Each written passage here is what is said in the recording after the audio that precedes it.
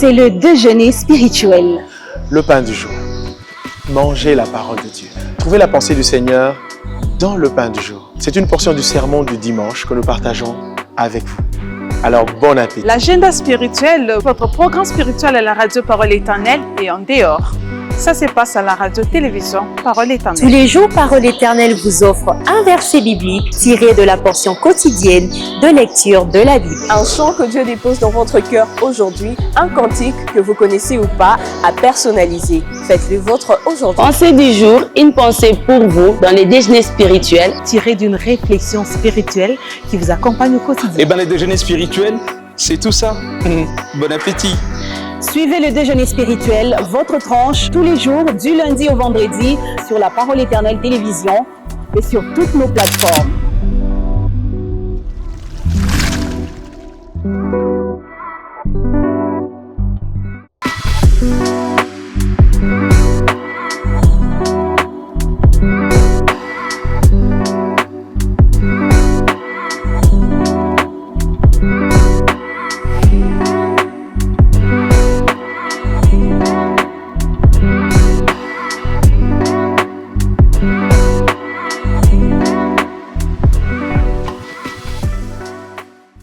Nous sommes dans la joie de vous retrouver ce matin si frais, si tendre, si doux, si particulier, autour de cette table matinale et familiale dressée par le Père lui-même, nous permettant de faire le plein d'énergie parce qu'il nous aime tellement.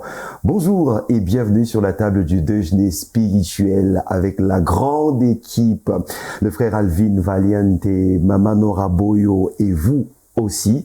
Sur cette table, on sait justement se dire bonjour et bienvenue. Mesdames, bonjour. messieurs. Bonjour frère Iris, bonjour Manora. Bonjour frère Alvin. Tout va bien? Ben, il fait pas froid. Il fait pas autant froid ce matin.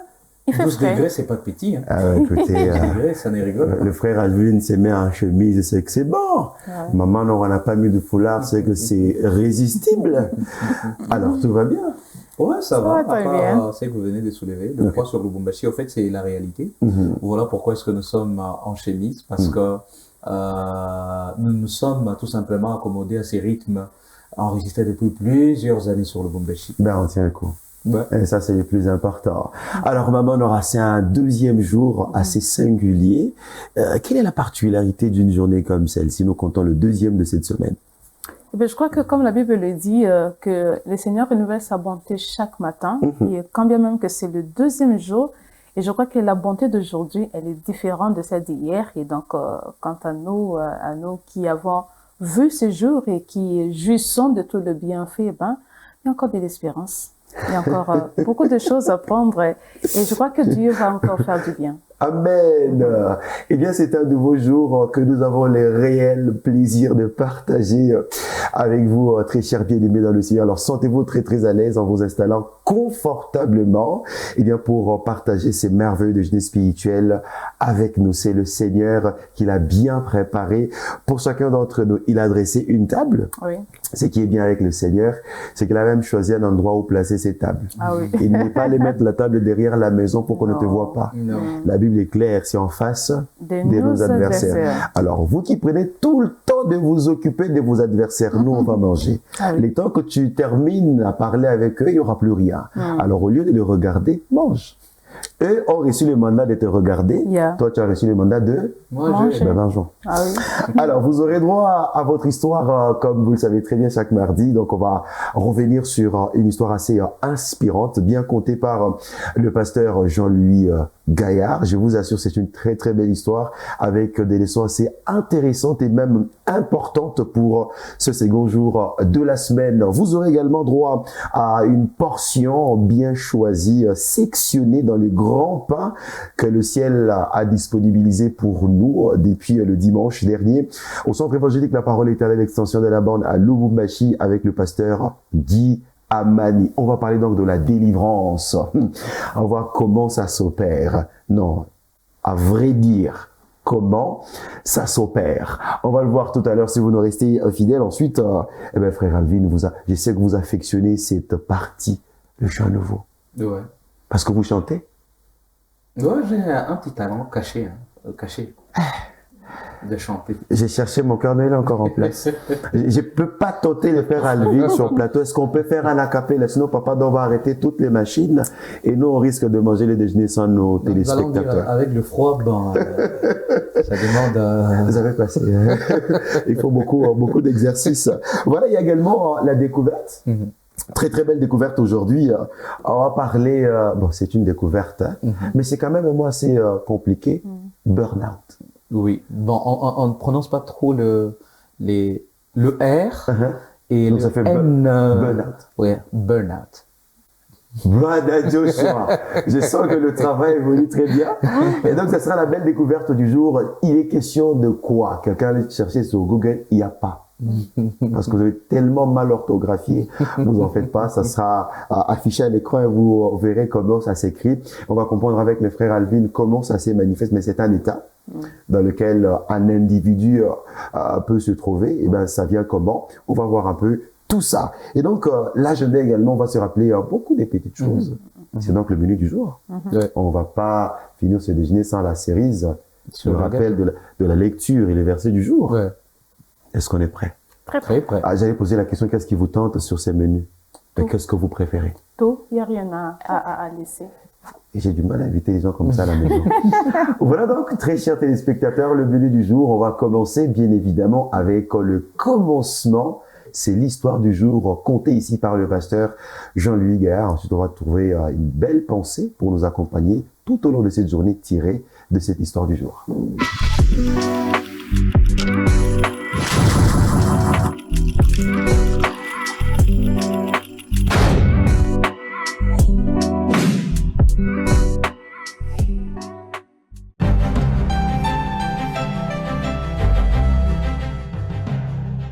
Bonjour, aujourd'hui mon histoire s'intitule « Tant que vous vous croyez être suffisamment fort pour vous sauver vous-même ».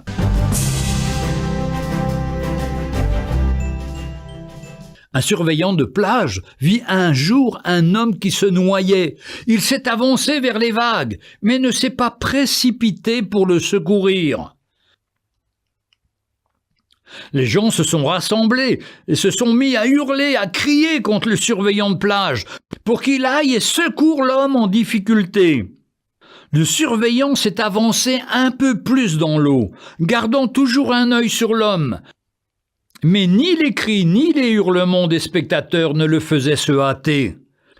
Ce n'est que lorsqu'il sembla que l'homme coulait pour la dernière fois que le surveillant se mit à nager vigoureusement et à le saisir pour le ramener sur la plage. Après avoir craché de l'eau et toussé, l'homme reprit lentement conscience. Mais plutôt que de l'accueillir comme un héros, la foule était en colère contre le surveillant de plage. On lui disait « Vous êtes un lâche, vous saviez qu'il était en train de se noyer. Pourquoi ne vous êtes pas précipité plus tôt ?» Avec patience, le surveillant s'est mis à leur expliquer. « Vous voyez bien qu'il est plus lourd et plus grand que moi. Si je m'étais précipité plus tôt, il se serait débattu si violemment que nous aurions certainement coulé tous les deux. Tandis qu'il essayait de se sauver lui-même, je ne pouvais pas le sauver.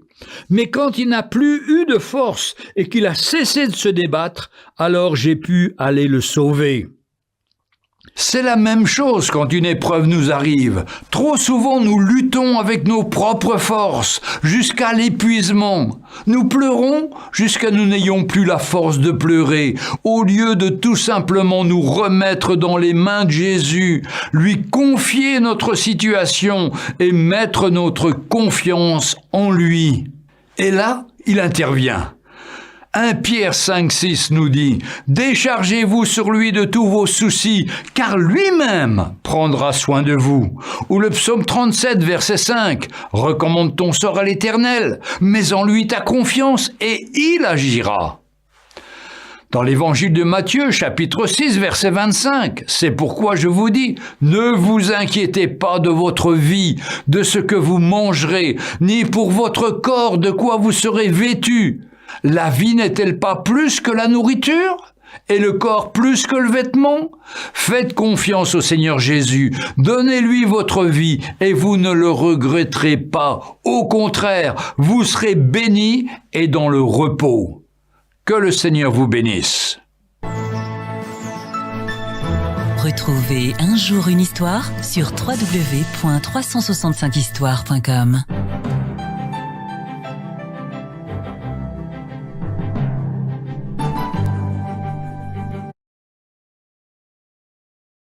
Suffisamment fort pour vous sauver vous-même. Très belle histoire ici contée par le pasteur Jean-Louis Gaillard avec beaucoup de leçons, frère Alvin. Ouais. Qu'est-ce qui vous a interpellé après avoir pris connaissance d'une telle histoire? En tout cas, j'ai en fait compris ce qui s'est passé. Vrai, on m'a une fois raconté comment est-ce que les maîtres nageurs ou ceux qui savent, qui maîtrisent la nage, font pour intervenir lorsque quelqu'un s'est noyé. Il y a ceux qui disent il faut y aller tout doucement, comme c'était le cas du monsieur dans cette histoire.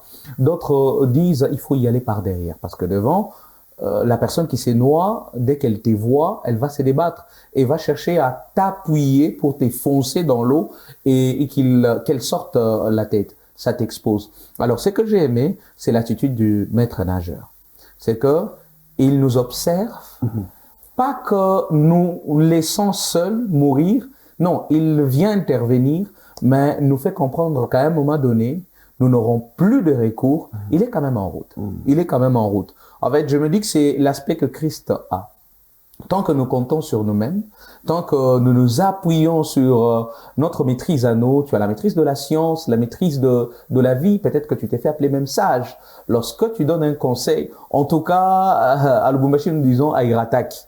Hein? Donc, c'est un conseil qui va directement ou carrément, droitement, là où il faut. Alors, vous allez compter sur ces conseils-là, sur la maîtrise de la vie à ces niveaux-là, pensant que vous pouvez facilement vous sortir des dossiers difficiles, oubliant que c'est Dieu, au fait, qui fait tout. Et hier matin, au déjeuner spirituel, j'ai aimé un chant que nous avons exploité à la radio. Ça parle de ce qu'un homme est devant Dieu. Le chant, l'artiste dit, vous savez, les épreuves arrivent, mais c'est pour un moment. Seulement, nous sommes appelés à nous appuyer sur Dieu. Il y a ceux, au moment de preuve, en fait, ils cherchent tout sortir, oubliant que c'est Dieu, au fait, la réponse finale à toute chose. Et frère Idriss, avec vous, hier, nous avons soulevé ces versets où le Seigneur dit, sans moi, vous ne pouvez rien. Nous avons parlé avec vous hier. Alors, sans Dieu, madame, messieurs, nous ne pouvons rien. Tant que tu cherches à te débattre seul, tu cherches à prouver. Nous avons même, frère, dit cet aspect-là. Par moments, nous faisons certaines choses pour prouver au monde que nous pouvons. Nous pouvons. Nous-mêmes. Écoutez, lorsque nous laissons au monde de voir que c'est Dieu qui peut pour nous, là, c'est la meilleure décision, la meilleure orientation pour notre vie. Donc, c'est la petite leçon, c'est beaucoup plus cet aspect où le maître nageur traîne, mais ne nous lâche pas. Il avance à un bon rythme, il nous observe jusqu'au bon moment pour nous sortir du danger. Eh bien, une petite histoire aux grandes leçons aujourd'hui, Maman Nora. Je suis même tenté de dire, il y a certaines situations qui traînent dans nos vies. Le Seigneur le regarde, la Bible dit, Dieu voit le malheureux. Mais pour que la main de Dieu se mette en action, il faut que ce dernier pousse le cri de détresse. C'est là qu'il vient. Mais aussi longtemps que vous luttez, comme le frère Alvin le disait tout à l'heure, par vous-même, il vous regarde. Ben vas-y. Parce qu'on risque de confondre. Voilà.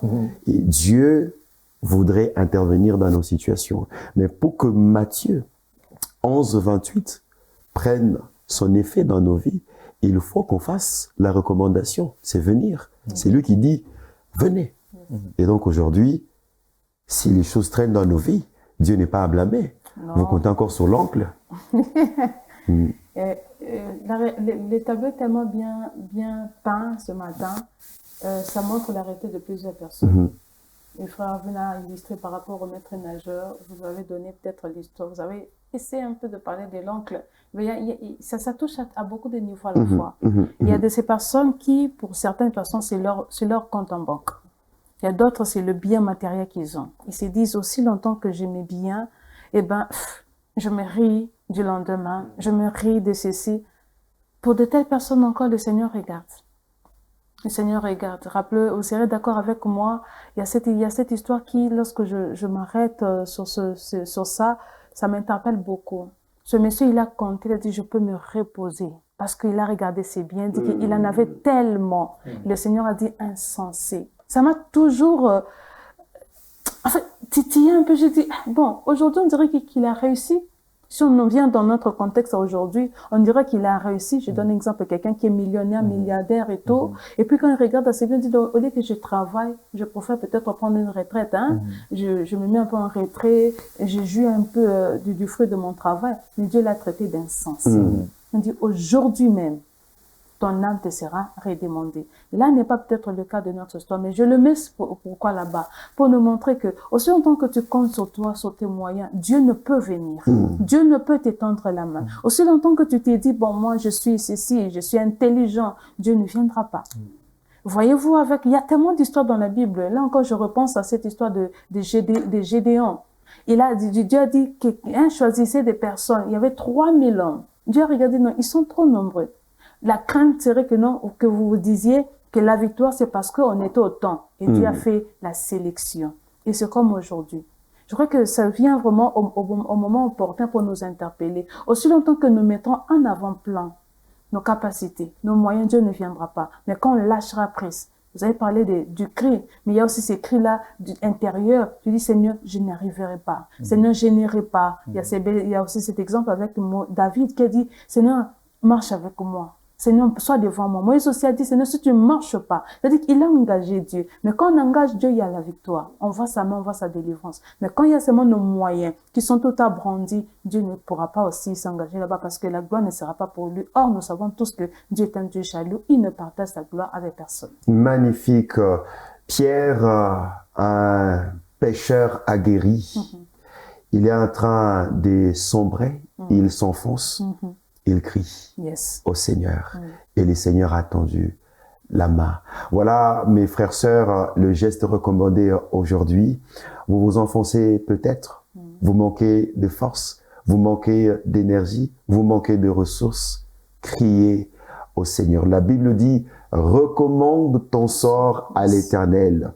Mets en lui toute ta confiance, pas une partie de ta confiance, toute ta confiance. Et qu'est-ce qui va se passer? Il agira à coup sûr. Et donc aujourd'hui, nous nous décourageons de compter sur nos efforts, nous nous décourageons de compter sur nos diplômes, nous voulons compter sur le Seigneur pour sortir de ces impasses. Matthieu chapitre 11, verset 28e, il dit, venez à moi. Ça veut dire qu'il vous attend. Il faut faire le geste d'aller vers lui. Voilà donc une très belle histoire. Avec beaucoup de leçons. Je vois le frère Alvin encore en train de réfléchir. Mais ça va. Oui, ça va. Et le Seigneur nous fera certainement grâce parce qu'on a compris qu'aujourd'hui, pour s'en sortir, il va falloir que l'on crie à lui.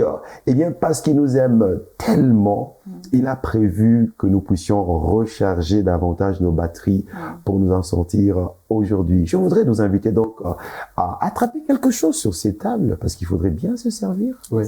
La dernière fois, il y en a qui ont pris du jambon à l'os. Vous aimez quoi particulièrement? La salade, les fruits surtout. Les fruits. Bon, bref, c'est l'heure de consommer le pain. Je ne sais pas si vous allez mettre vos fruits dans le pain, mais voir ce que ça va donner. Un sandwich. Je vais accompagner cela. Ça sera un sandwich.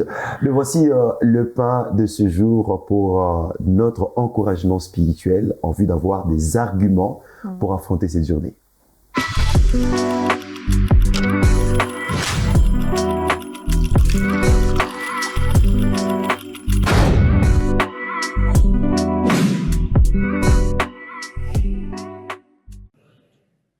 Je reviens à notre texte. Vous le savez, nous sommes restés sur ce texte de Luc 8 parce que nous avons commencé à parler de quel sujet, de quel sous-thème. Dans sa présence, il y a la délivrance. Amen. Dans sa présence, il y a la délivrance. Jésus se faisait accompagner par quelques femmes et on a cité l'exemple d'une d'entre elles de laquelle étaient sortis 7 démons. Et nous avons dit ici que Jésus ne tolérait pas les mauvais esprits dans sa présence. Quel silence. Jésus ne tolérait pas les mauvais esprits dans sa présence. il les chassait. Il n'y a pas de rapport entre la lumière et les ténèbres. Il n'y a pas d'accord, il n'y a pas d'harmonie, il n'y a pas de coalition à faire, il n'y a pas de négociation à faire, il n'y a pas d'entente entre la lumière et les ténèbres. Jésus dit, je suis la lumière du monde. Celui qui me suit ne marchera pas dans les ténèbres, mais il aura la lumière de la vie. Amen. Il aura la lumière de la vie. Nous sortons, bien-aimés, des ténèbres lorsque nous commençons à marcher avec Jésus-Christ. Alors, je n'ai pas le temps de reprendre tout ce qui a été dit. Nous continuons, mais je reprends la définition et je vais reprendre le premier moyen de la délivrance que Jésus-Christ nous a donné. Et on va continuer. La délivrance signifie le fait de rendre libre. Le fait de rendre libre. Le fait de libérer quelqu'un de l'esclavage. De le sortir de l'emprise de quelque chose ou de quelqu'un. Le fait de proclamer et de lui accorder son affranchissement. Spirituellement, bien-aimés, nous voyons dans la parole de Dieu que c'est un acte de puissance qui apporte la liberté à un esclave de Satan. Si quelqu'un est en prison, ce dont il a besoin, ce n'est pas seulement de manger en prison, mais c'est de sortir et de recouvrer sa liberté. Liberté de mouvement, liberté d'action, liberté d'agir, et liberté de penser aussi et de s'exprimer. Il recouvre sa liberté. Amen. Et une vie de liberté récupérée passe par la délivrance. Et elle est totale et complète, celle que l'on reçoit du Seigneur. Toujours sur le plan biblique, bien-aimé, la délivrance est une opération de puissance qui consiste à rendre libres les captifs des puissances démoniaques. Des puissances démoniaques. De l'emprise de Satan et de ses acolytes, les démons, ainsi que tous ceux qui trafiquent avec lui. Une intervention forte et musclée du Seigneur dans la vie de la personne. Cette intervention oblige les dominations, les pouvoirs qui étaient sur la personne, de la lâcher, de la laisser. Une intervention divine dans la vie de l'homme. Parce que cet homme ne peut se libérer lui-même. Amen. Quelqu'un va remarquer que j'ai ajouté ces petites phrases à la définition que j'avais donnée l'autre dimanche là. Amen.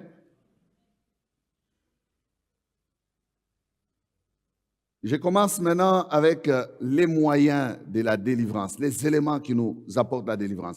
Alors, j'aimerais préciser ici, frères et sœurs, qu'il n'y a pas d'autre moyen de délivrance en dehors de Jésus-Christ. Il n'y en a pas. Même lorsque nous donnons les moyens de la délivrance, vous allez remarquer que c'est intimement lié à Christ et à l'œuvre de Christ. En dehors de cela, il n'y en a pas. L'homme est esclave. Et pour sortir de là, il n'y a qu'un seul nom, il n'y a qu'un seul homme, il n'y a qu'une seule œuvre. Jésus-Christ de Nazareth. Voici donc le mot d'encouragement de ce jour envoyé par le Seigneur lui-même pour nous garantir de réussir dans cette belle journée qu'il nous a donnée. Voilà, une simple pensée à pouvoir garder. Il n'existe pas d'autre moyen de délivrance en dehors de Jésus-Christ. Il est le seul moyen de notre délivrance. Maman, on aura une très forte déclaration qu'il faudrait garder aujourd'hui. Exactement, parce que si tu cherches d'autres moyens, c'est que tu mets de côté Jésus. On la Bible dit qu'il est la porte. Il est venu pour nous rendre libres, il est venu pour nous sauver. Et il y a de salut en aucun autre nom.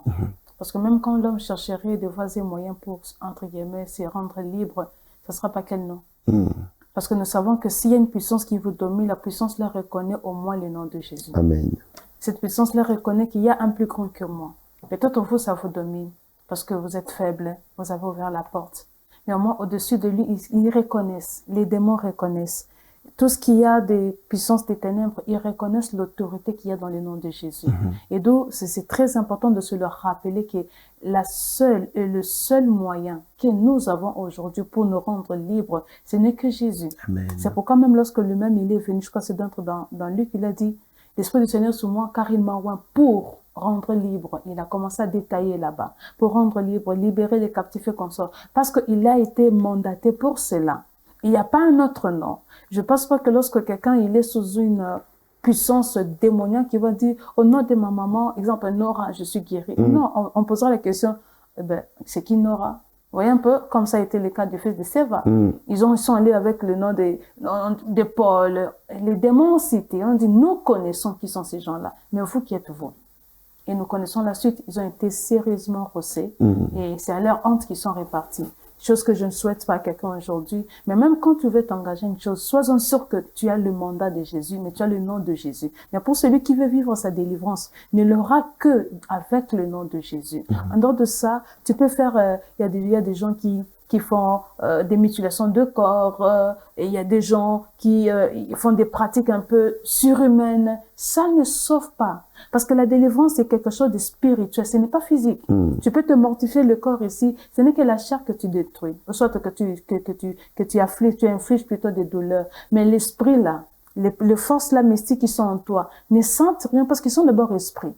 Tu ne sais pas voir. Quand il te donne le coup, est-ce que lui ressent ce coup-là? C'est ton corps qui va ressentir le coup. Donc, pour qu'il sache que non, ici, on doit déguerpir, on doit partir, ils reconnaissent, car la Bible dit que même, ils tremblent même devant le nom de Jésus. Donc, présentons Jésus, allons avec le nom de Jésus, et c'est comme ça que nous aurons notre délivrance totale. Certainement, on se poserait cette question, pourquoi c'est le seul moyen?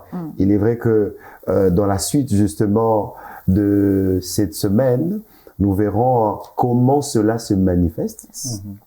Pourquoi finalement on dit que c'est le seul moyen et comment ces moyens se manifestent pour que cela nous soit accessible.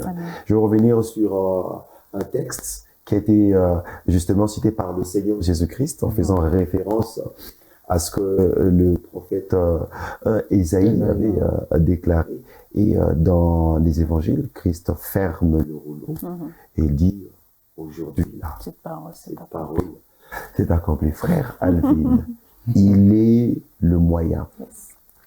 Le moyen. Le seul et les seuls. Moyen. Et l'unique. On n'a pas dit un moyen. Non. Le moyen. Oui. Il n'est pas parmi les moyens. Comme il a dit dans la Bible, nul ne va au Père que par moi. Il l'a dit. C'est que ce n'est pas qu'il y aura d'autres voies pour aller au Père. Non. De la même façon, il a affirmé cela. C'est ce qu'il est en train de rappeler ou carrément dire à quelqu'un ce matin que je suis la seule voie pour ta délivrance, pour te rendre libre. Et il y a de ce frère Idriss, je sais que vous maîtrisez un peu certaines réactions de nos milliers. Il y a ceux qui disent quand ils se sentent dérangés, menacés, même par des esprits, il va crier et dire, tu ne sais pas où est-ce qu'on a enterré mon ombre. Nous avons l'habitude de dire cela. Non. Pourquoi ne pas dire, est-ce que tu sais, c'est lui qui a ma vie entre ses mains. Pourquoi ne pas dire que c'est Christ qui a ma vie et c'est lui qui peut me délivrer de toutes sortes de vies? Eh ben, moi je me dis que le pain est un poids et est une base carrément, est une base sur laquelle l'histoire s'est posée. Sur laquelle l'histoire s'est posée. Nous voyons une nouvelle fois comment est-ce que nous dépendons du Seigneur, lui et lui seul. Pas passant par un magicien, pas passant par le murmure. Regardez, je vais un peu, frère Idriss, lier ce qui s'est passé dans l'histoire avec le pain. Il y a de ceux qui criaient sur le maître nageur. Il n'a pas fait attention. Observateur. Voilà, il n'a pas fait attention. Peut-être que quelqu'un va faire pareil.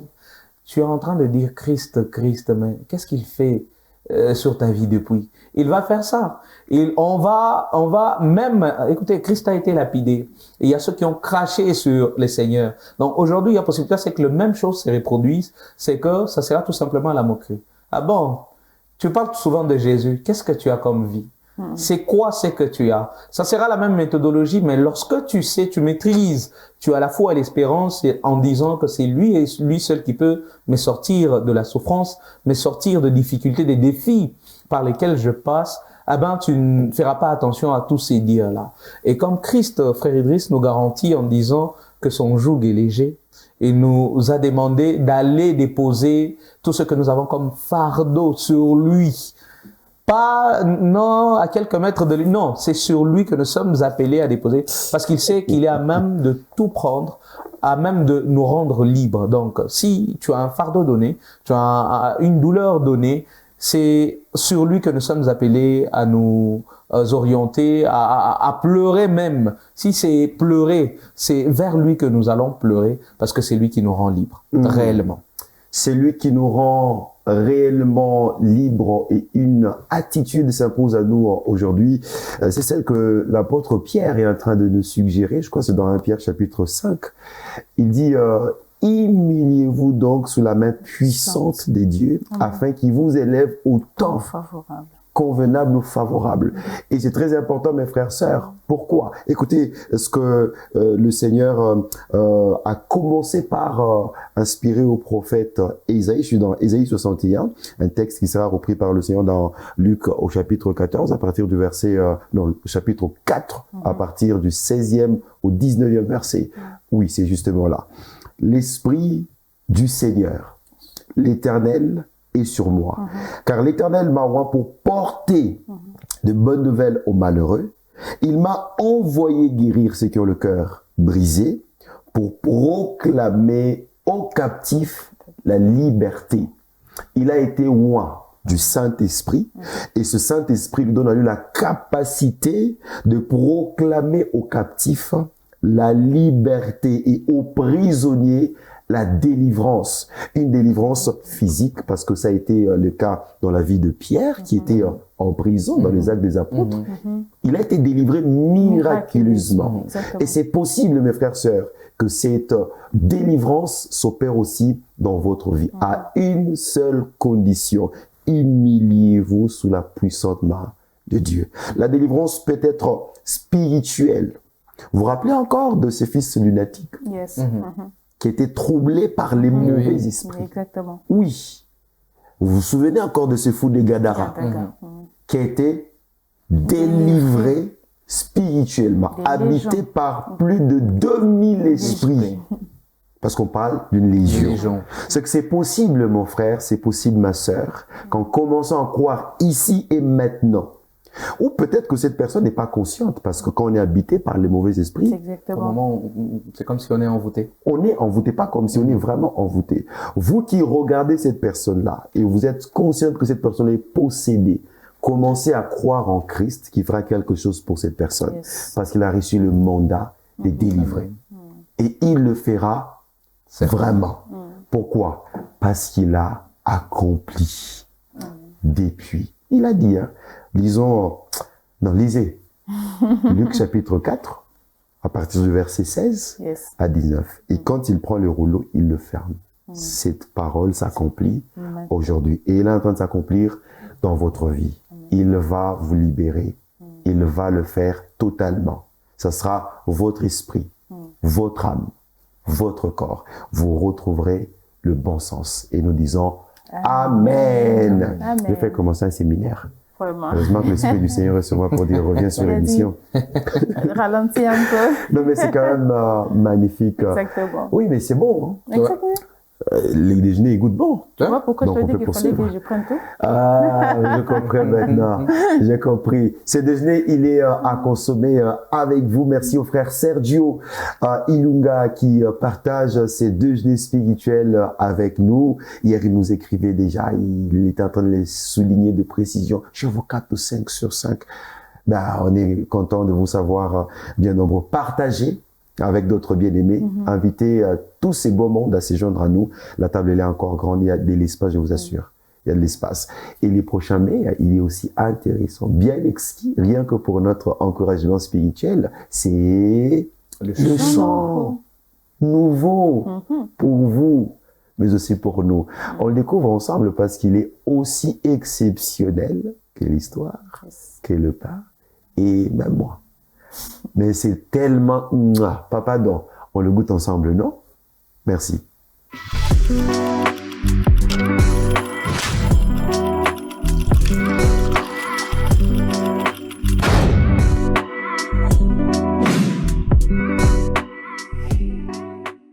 Est-ce qu'on peut acclamer le roi?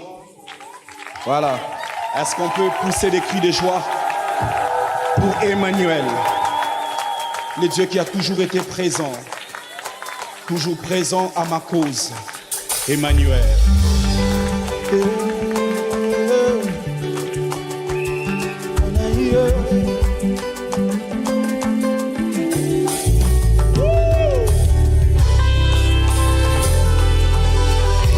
J'étais condamné à cause de mes fautes.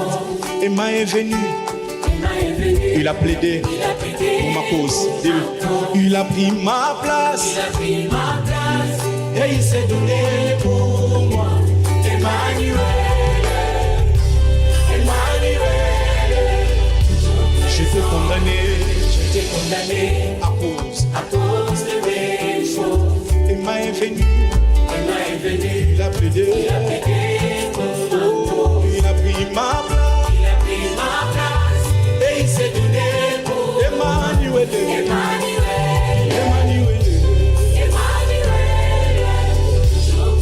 oh Emmanuel,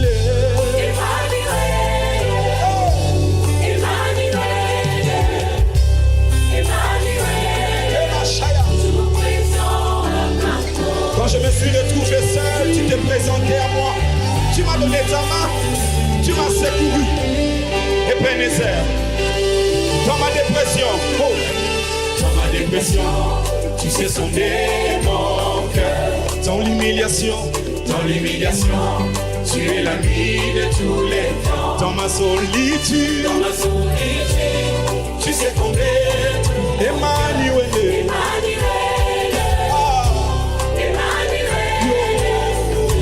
Dans ma dépression, tu sais sonder mon cœur. Dans l'humiliation, tu es l'ami de tous les temps. Aussi dans ma solitude, tu sais combler tout. Emmanuel. Est-ce que tu peux aller avec les mains, Lona? Ah, Emmanuel.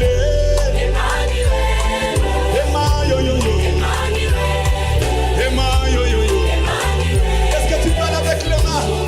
Ah, Emmanuel, Emma de tous les temps, Emma dans ma faiblesse. Ah, même si ma famille m'oubliait, mes parents m'ont rejeté, Emma, mais Emmanuel, tu es toujours là, tu ne me laisses jamais seul. Est-ce que tu peux battre le nom Emmanuel? Tu es là pour ma cause,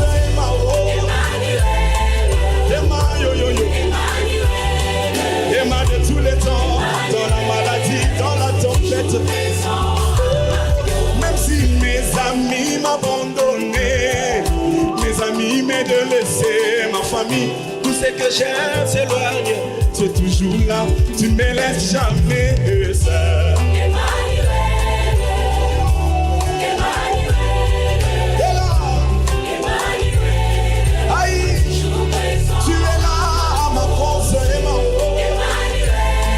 J'aimerais que tu arranges tes mains. T'es là où tu es. Au volant. Aïe, aïe, aïe, aïe, aïe. Est-ce que tu peux même battre les mains au vite? On y va.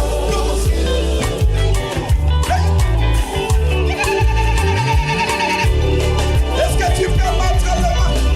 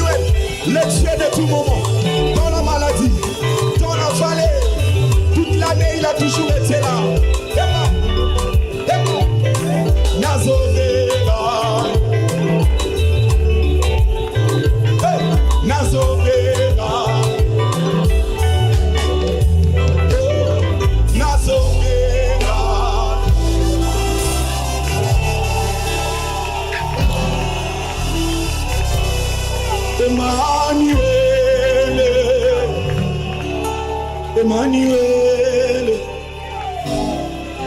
Emmanuel, toujours présent. Est-ce qu'on peut le faire?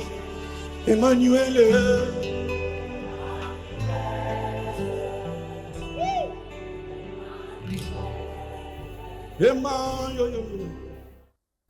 Très belle confession, parce que c'est une prière que nous adressons tous ce matin au Seigneur, à l'Éternel, à nos joignants frères Michael Mania, dans cette expression du cœur, Emmanuel. Ben écoutez, j'ai une bonne nouvelle pour vous ce matin. Vous voulez la connaître? Oui. Ben nous allons la puiser dans le psaume 107. Ok. À partir du verset 4, ils erraient dans le désert, ils marchaient dans la solitude, sans trouver une ville où ils puissent habiter. Ils souffraient de la faim et de la soif. Leur âme était languissante.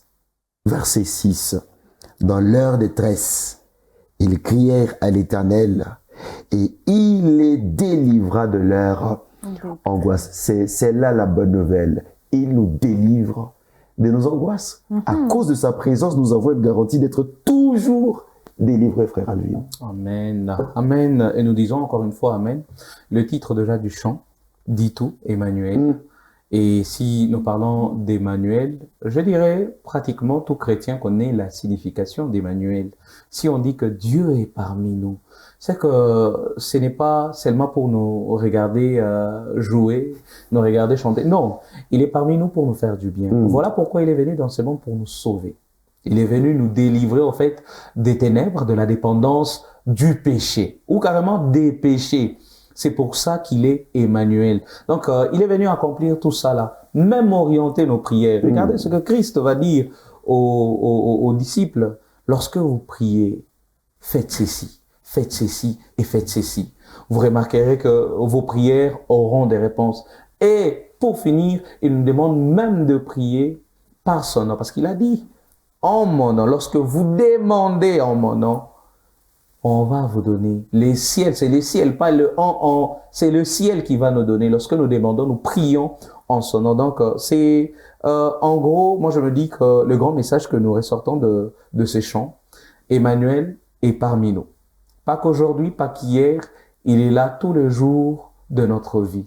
Et il est là pour nous sauver, nous rendre libres. En tout cas, je sens qu'il y a cet enchaînement qui vient toujours. Apparemment, voilà. En train d'assister. Apparemment, il y a un message pour quelqu'un ce matin. C'est lui qui a les doutes ce matin. Tu sais que tu as les doutes, malgré que tu nous suis. Tu sais que tu as les doutes. Eh ben, il vient encore appuyer, il vient encore soutenir ses propos en disant qu'il veut te faire du bien et c'est lui seul qui peut te délivrer. Peut-être qu'il y a quelqu'un qui t'a demandé ce matin, ou carrément il t'a dit hier, viens nous irons voir un féticheur. Lui là, ça ne rate jamais. Écoute, il t'a dit là où vous voulez partir, c'est rien. C'est tout simplement des petits joueurs, ils sont en train de jouer avec la vie de gens en plus. Alors il t'a dit, c'est moi qui vais te délivrer. Laisse-moi ouvrir la porte de ta vie, entrer et te faire du bien. Sa présence est tangible, ça veut dire c'est une présence qui s'est manifeste. Et en ce jour, parlant de sa présence, c'est celle qui nous délivre de nos angoisses. C'est celle qui nous délivre de nos détresses. Ce qui est bien, c'est que la présence du Seigneur nous délivre même de la faim. Amen. Ah oui. Maman Nora, c'est quand même intéressant. Exactement. Parce que quand il vient nous délivrer de la faim, eh ben, il se présente comme le pourvoyeur. Il donne. Amen. Et d'autant plus qu'il est un père responsable. Qui est ce papa qui, lorsqu'il voit ses enfants affamés, même si les enfants ne disent pas, mais il lit seulement au visage d'Alvin, il dit, Alvin a besoin de changer de chemise. Parce que celle-ci, bon, c'est vrai que c'est la mère. Est-ce que ce n'est pas une parole de connaissance? On dirait, hein? Il y a une chemise qui arrive. Possible. Eh ben, et c'est ce que Dieu est. Il n'y a pas besoin d'abord d'exprimer de besoin, mais parce qu'il est un père, il observe, il voit. Quand bien même qu'il écrit aussi, ça ne lui fait pas du mal. De s'exprimer, ça ne lui fait pas du mal. J'ai aimé ces versets que vous avez donnés. Ils iraient dans les déserts, ils marchaient dans la solitude sans trouver une ville pour habiter. C'est-à-dire qu'il n'y avait pas d'espérance, il n'y avait pas d'espoir. Mais qu'est-ce qu'ils ont fait? Ils ont crié. Et c'est le cas peut-être pour une personne, pour une famille, pour un couple. Vous cherchez, vous tâtonnez à gauche, à droite. Eh ben, il est important de fois de s'arrêter, de dire, mais finalement, regardons au ciel. Parce que c'est pas vite. Regardons, j'aime bien me répéter ça n'engage que moi. Souvent, quand je passe par des difficultés, je dis à mon âme comme David, mon âme reconnaît Dieu dans toutes choses. Amen. Et ça vient me fortifier à un niveau, vous n'avez pas idée. C'est-à-dire que quand tu sens la tristesse commencer à envahir l'esprit, je me rappelle de cette parole, dit non, je suis là.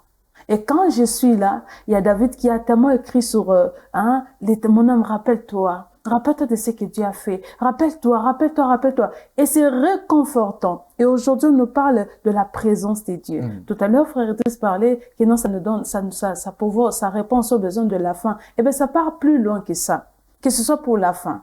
J'ai parlé d'Alvin peut-être pour la chemise, mais ça va au-delà. Ça touche l'âme, ça touche le corps, ça touche l'esprit. D'où on a besoin de nous rappeler que Emmanuel, il est et il reste la seule solution à tous nos besoins. Si quelqu'un l'avait peut-être oublié, on s'est donné ses devoirs matinales de vous le rappeler. Et c'est une présence tangible, celle qui solutionne tous nos problèmes, des solitudes, des faim, des soifs, d'errance, d'insécurité. Il sait nous délivrer et nous disons gloire à son nom, car il est effectivement avec nous. Voilà donc, mes frères, sœurs, c'est toujours très important. Le frère Alvin Valiente avait une mission. C'était celle de nous amener aujourd'hui à découvrir ce que c'est le burn-out. J'ai bien prononcé cette fois-ci. Burn-out. Ben voilà. Il est question de quoi? Eh ben, c'est le nom de quelqu'un. Est-ce que c'est une marque de fabrique? On va le découvrir ensemble. Ensuite, on revient pour un léger commentaire là-dessus.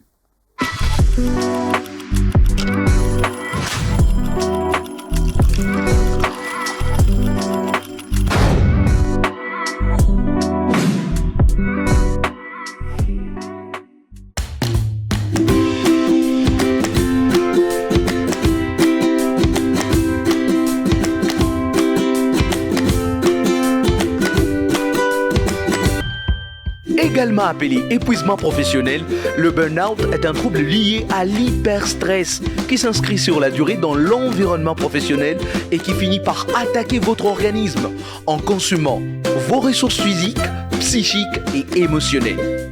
Il se développe progressivement chez certaines personnes exposées à des conditions de travail frustrantes et démotivantes. Et si les conditions de travail restent difficiles, un cercle vicieux s'installe jusqu'à l'épuisement. Les causes. Les personnes qui en souffrent se plaignent d'être surchargées de tâches en permanence, de manquer d'autonomie, de supporter des responsabilités mal définies et d'être insuffisamment reconnues pour leur travail. Mais aussi des objectifs inatteignables, de tensions parmi les employés, manque de paix et l'insécurité de l'emploi. C'est donc un trouble qui touche hommes comme femmes, beaucoup plus les professionnels soignants.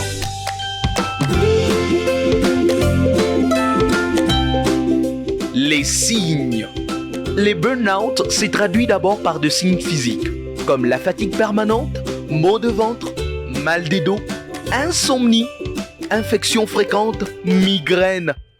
Une souffrance psychique peut également se manifester et s'observer par des signes tels qu'un vide émotionnel, de l'anxiété sous toutes ses formes, de l'irritabilité, une tendance à s'isoler, de difficultés de concentration, un sentiment d'être dépassé par les événements ou de la démotivation.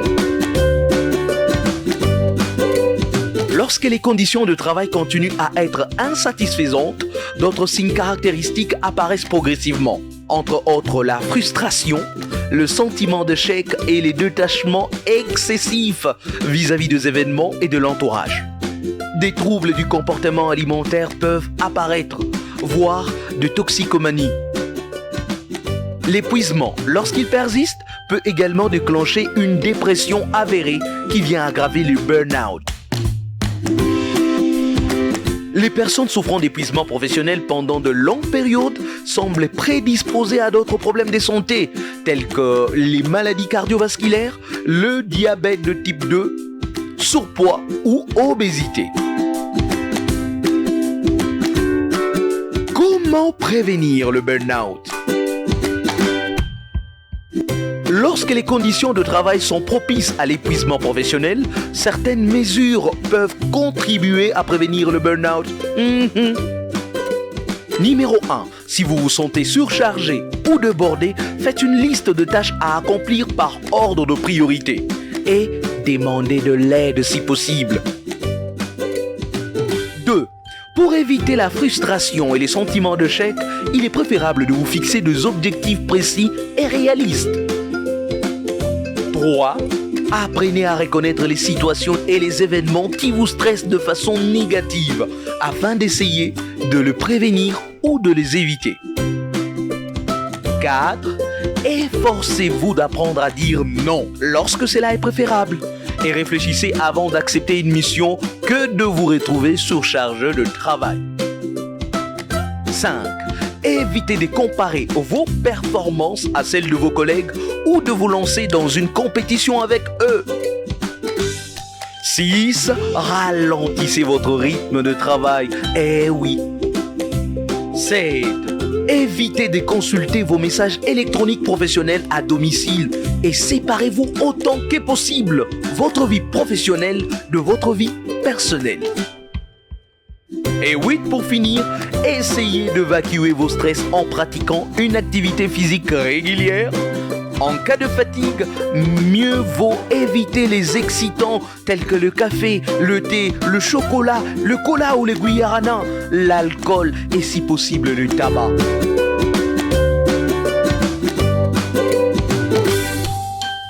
Eh bien, faites attention à votre santé, bien que vous tenez à votre travail. C'est tout pour aujourd'hui. Nous vous souhaitons une très belle journée et rendez-vous mardi.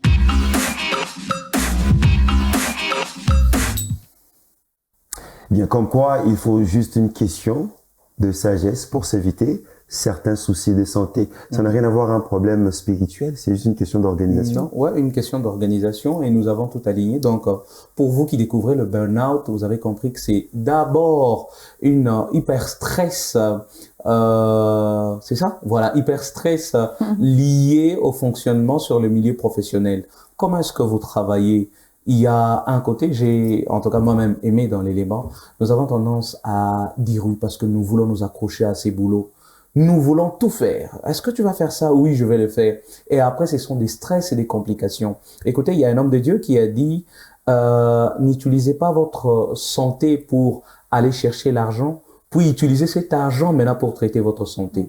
Donc, vous allez comprendre que vous n'avez absolument rien fait. C'est que vous êtes tout simplement allé chercher de l'argent pour vous traiter, alors que ça doit être amené ou orienté vers d'autres fins. Donc, apprenez à demander les repos, voilà, ou vacances, parce que cet élément a été demandé en raison de vacances. C'était la semaine dernière avec Frère Ephraim, je crois bien.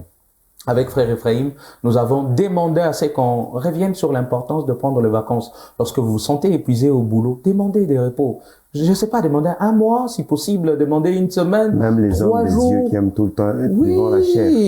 Ça aussi. Et vous avez vu, je pense que en deuxième position, il y a possibilité c'est qu'on ait les hommes de Dieu qui sont tout le temps devant la chair. Mais en première position, vous le savez, ce sont les personnels soignants. Ils sont tellement stressés à chaque fois qu'il y a un patient. Il a peur à ce que ces derniers décèdent. En fait, ils sont tellement stressés et ce sont eux-mêmes qui souffrent maintenant du burn-out. Donc, établissez par ordre de priorité les tâches à accomplir journalièrement, bien sûr. Et puis, n'oubliez pas, faites aussi du sport. C'est important. Moi, je peux témoigner que les sports, c'est bien. Vous stressez. Prenez juste la corde à sauter et faites des séries. Par exemple, vous faites une série de 500, par exemple. 500 sauts sans vous arrêter. Vous remarquerez que ça va libérer de la dopamine et ça va faire en sorte que votre organisme redevienne stable et en bonne santé. Alors, d'après certains psychologues, en classant le métier qui exerce une forte pression, qui produit en nous un stress assez élevé, en 4e position, nous avons le pasteur. Voilà. Et donc, il faut faire très, très attention. Être un bon intendant, c'est savoir gérer aussi le corps que le Seigneur utilise pour bénir les âmes. Merci donc, frère Alvin. Le burn-out, très important, et que le Seigneur nous fasse grâce. Regardez, je pourrais finir. Oui. Il y a un autre point gérer les climats. Là, je demande aux responsables des organisations, entreprises et autres, gérer les climats sur le milieu de travail, le milieu professionnel. Pourquoi? Parce que lorsqu'il y a trop de burn-out ou il y a trop de tension, en fait, ça affaiblit la qualité du travail. La productivité diminue. Voilà, chacun va chercher à tout simplement je dois garder le travail, mais ne plus donner ce qu'il doit donner. Donc, c'est mieux aussi de gérer le climat sur le milieu professionnel. Ben ça, c'est une parole de connaissance. Ah oui. Que c'est en nous vienne en aide. Voilà de la découverte santé du jour à notre agenda spirituel. On vous rappelle ces différents rendez-vous spirituels auxquels le Seigneur nous convie. Ben, c'est maintenant.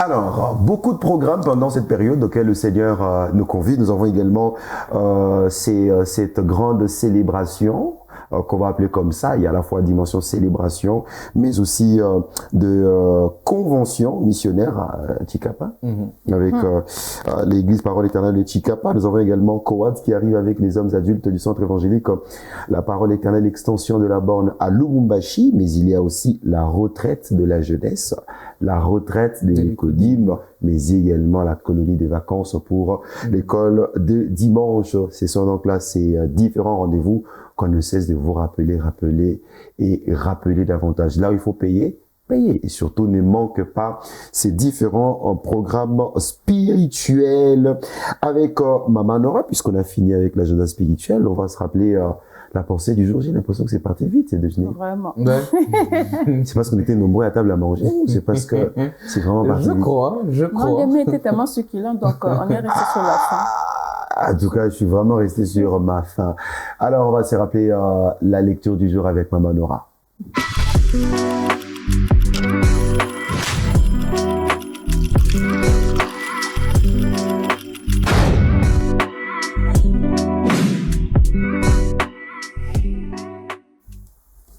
Allez, avec vous, Maman Nora, le verset du jour qui s'affiche. Merci beaucoup, frère Idriss.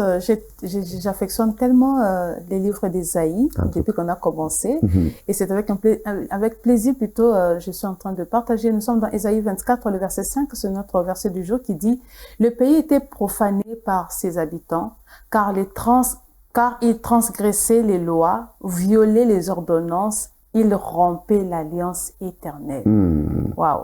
Les pays étaient profanés par ses habitants, car ils transgressaient les lois, violaient les ordonnances, ils rompaient l'alliance éternelle. Ça, c'est l'avertissement du Seigneur. Il fait un constat. Et le constat, et en même temps aussi, on voit quelque part là, un peu le cœur un peu qui est chagriné. Ouais, lorsque vous avez donné, puis il y a des gens qui soit sabotent, qui mènent un peu une vie un peu désordonnée, tout, ça fait mal. Parce que tu te dis, ce ne sont pas des insensés. Ils connaissent la loi. Parce que même quand on parle de profanation, c'est qu'ils connaissent. Parce que celui qui vient profaner, c'est pas celui qui est ignorant. Il sait ce qu'il est en train de faire. Il sait quels sont les actes qu'il est en train de poser. Soit c'est une provocation à l'endroit de l'Éternel, soit je sais pas moi quoi, mais au moins on sent le cœur de Dieu qui est quand même touché, parce que c'est l'alliance qui est quand même négligée ou violée. Magnifique. Merci, Maman Nora. Et aujourd'hui, nous lisons Ésaïe 23, 24 et 25. Eh ben, puisqu'il y a une fin à tout, ben, c'est fini pour aujourd'hui. Si vous avez aimé, rendons grâce au Seigneur. Mais n'oubliez pas de mentionner dans vos prières le frère Dolunda qui nous a permis d'arriver jusque chez vous. Et sur ces plateaux, le frère Alvin Valiant était là. Et Maman Nora, oui. Et Maman Nora. Si Dieu ne change pas ses projets pour nous, on vous retrouve demain à partir de 8h00. N'oubliez pas, allez-y sur notre chaîne YouTube. Aimez notre chaîne, partagez, bénissez quelqu'un avec ces programmes matinales. Allez, à demain.